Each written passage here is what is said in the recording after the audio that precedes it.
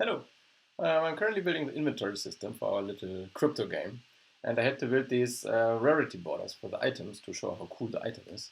And I thought I'd share a sweet little trick with you, how you can auto-generate these files if you have different layers in a Photoshop file. So here you can see I have these 4 different layers for the rarities.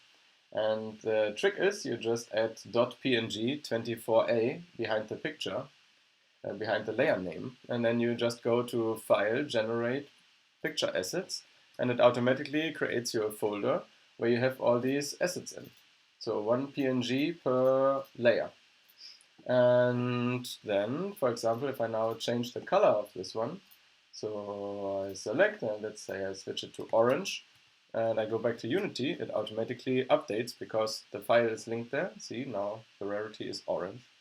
There are multiple more settings that you can use. You can find them on Adobe Generate Asset Layers documentation.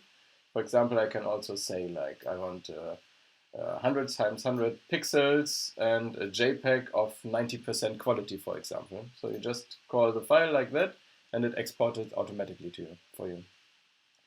Yeah, so I thought it was a nice little trick. Please subscribe to the channel and download the game Craft Hunter if you haven't yet.